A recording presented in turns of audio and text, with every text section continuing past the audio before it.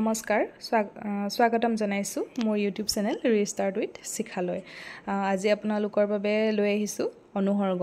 আগৰ ভিডিঅ'ত মই উপসৰ্গৰ ভিডিঅ'টি আগবঢ়াইছিলোঁ। উপসৰ্গ আৰু অনুসৰ্গ কনচেপ্টটো প্ৰায় একেই বুলিব পাৰি, কিন্তু অনুসৰ্গসমূহ হৈছে শব্দ এটা পাছত বহি এটা অৰ্থপূৰ্ণ অৰ্থ প্ৰকাশ কৰে, আৰু উপসৰ্গটি হৈছে শব্দ এটাৰ ধাতু বা প্ৰতিপাদিকৰ আগত বহি এটা অৰ্থপূৰ্ণ অৰ্থ প্ৰকাশ কৰে, যিবিলাকৰ নিজস্বভাৱে একো তেওঁলোকে অৰ্থ প্ৰকাশ কৰিব নোৱাৰে। উপসৰ্গ বা অনুসৰ্গই ধাতু বা প্ৰতিপাদিকৰ আগত বা পাছত বহিহে তেওঁলোকে নিজস্বভাৱে এটা অৰ্থ প্ৰকাশ কৰিব পাৰে। আহকচোন তেন্তে ভিডিঅ'টিৰ মাজলৈ যাওঁ। অনুসৰ্গ সংজ্ঞাটি দিছে, শব্দৰ পাছত বিভক্তি বা প্ৰত্যয়ৰ সমশক্তিৰে ব্যৱহাৰ হোৱা বৰ্ণ বা বৰ্ণসমষ্টিকেই অনুসৰ্গ বুলি কোৱা হয়। শব্দৰ পাছত বিভক্তি বা প্ৰত্যয়ৰ সমশক্তিৰে, বিভক্তিকেইটা আমি মানে আপোনালোকে জানেই চাগে, প্ৰথমা বিভক্তি, দ্বিতীয় বিভক্তি, তৃতীয় সপ্তমী বিভক্তিলৈকে আছে প্ৰত্যয়। মই বিভক্তি আৰু প্ৰত্যয়ৰ বিষয়ে আপোনালোকৰ লগত আলোচনা কৰিম বাৰু ভালকৈ। সেয়ে কৈছে যে শব্দৰ পাছত বিভক্তি বা প্ৰত্যয়ৰ সমশক্তিৰে তেওঁলোকৰ দৰে ব্যৱহাৰ হোৱা বৰ্ণ বা বৰ্ণসমষ্টিকেই অনুসৰ্গ বোলা হয়। অনুসৰ্গবোৰে পদৰ শেষত বহি, সেয়া মই কৈছিলোঁ নহয়, উপসৰ্গবোৰে পদৰ আগত বহি এটা অৰ্থপূৰ্ণ অৰ্থ প্ৰকাশ কৰে, আৰু অনুসৰ্গবিলাকে শব্দৰ শেষত বহে। শেষত বহি কোনো কথাৰ জোৰ, দৃঢ়তা, আবেদন আদিক বুজায়। কোনোৱে আকৌ অনুসৰ্গক দৃঢ়তাসূচক, নিৰ্দেশাত্মক, স্বাৰ্থিক প্ৰত্যয় বুলিও কয়। সেইবাবে নিৰ্দেশাত্মক প্ৰত্যয়, স্বাৰ্থিক প্ৰত্যয়, বহুবচনৰ চিন আদি অনুসৰ্গৰ অন্তৰ্গত।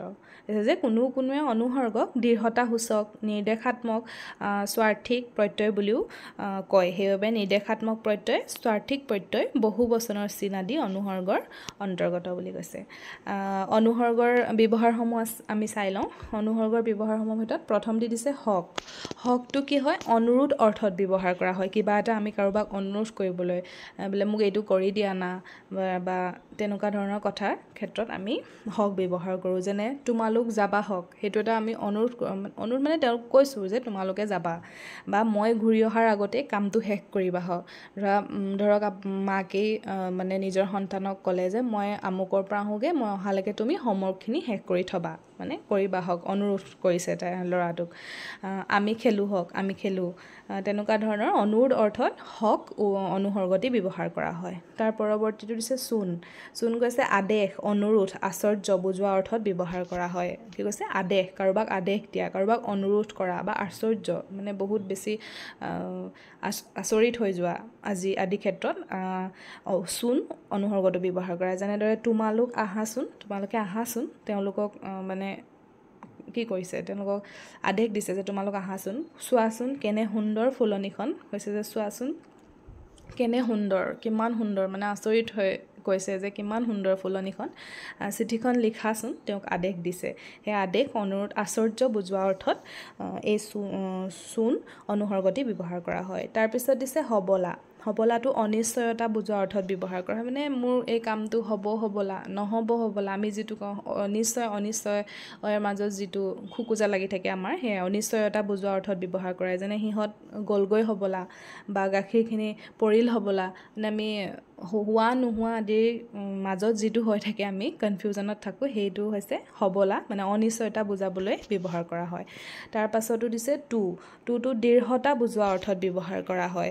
যেনে বায়েকহঁতৰ লগত সিটো যাবই, সিহঁতৰ সৈতে মইতো আহিমেই, মানে সিটো যাবই বা সি কৰিবই, তেনেকুৱা ধৰণৰ ক্ষেত্ৰত টো অনুসৰ্গটি ব্যৱহাৰ কৰা হয়।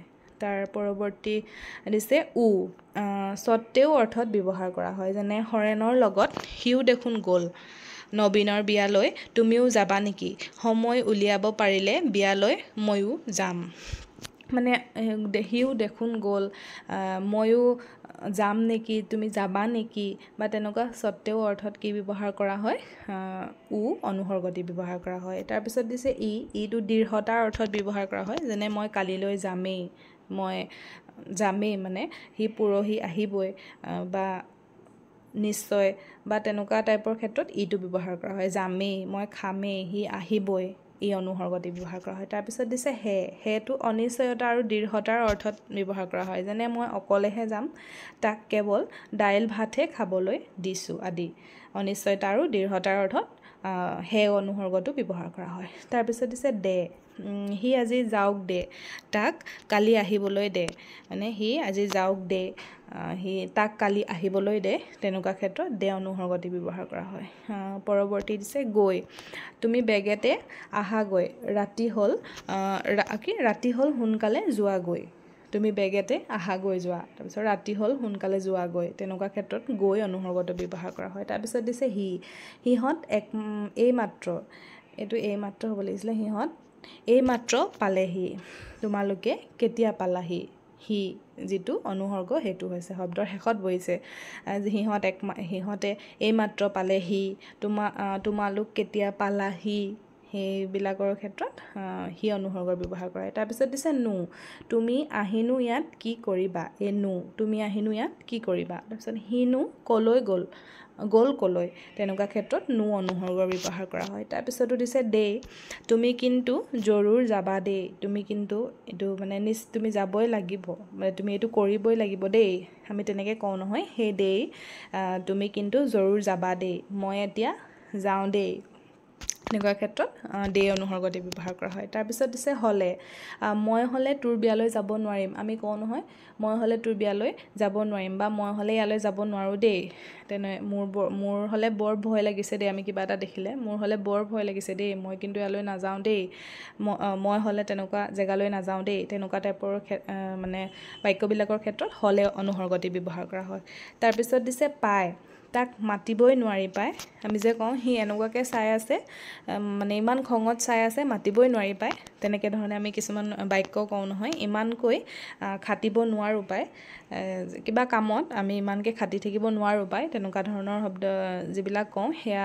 পায় অনুসৰ্গ সেয়া তাৰ পৰৱৰ্তী দিছে দেখোন তই আজিয়ে আহিলি দেখোন আমি কওঁ নহয় বহুত দিনৰ মূৰত বা কোনোবা আহিবলৈ মানে তেওঁ ঘপককৈ আহি ওলালেহি দেখোন তই আজি আহিলি দেখোন তেনেকৈ ধৰণে আমি যিটো কওঁ তুমি দেখোন বিয়ালৈ নাহিলা তেনেকুৱা যিবোৰ বাক্য কওঁ সেইবিলাকত দেখোন অনুসৰ্গটো ব্যৱহাৰ কৰা হয় তাৰপিছত দিছে দেওটো মই হ'লে সিহঁতৰ ঘৰলৈ এইটো নাজিও হ'ল নাযাওঁ দেও আৰু ঠাট্টা নকৰিবা দেও আদি তেনেকুৱাবিলাকৰ ক্ষেত্ৰত দেও ব্যৱহাৰ কৰা হয় তাৰপিছত দিছে একা আমি কওঁ নহয় তাই একা বৰ ভাল ছোৱালী বা তাই বৰ ভাল ছোৱালী নহয় একা তেনেকুৱা ধৰণৰ কওঁ সি এলাপেচা মানুহ নহয় একা তেনেকুৱা ধৰণৰ যিবিলাক বাক্য আমি কওঁ তাত এইবিলাকত একা অনুসৰ্গটি ব্যৱহাৰ কৰা হয় তাৰপিছত দিছে এই মানে এই তেনেকুৱা ধৰণৰ মই আজি একোৱেই নাখাওঁ আপুনি এই কামটো শেষ কৰক আদি এনেকুৱাবিলাকৰ ক্ষেত্ৰত এই অনুসৰ্গটি ব্যৱহাৰ কৰা হয় তাৰপিছতে দিছে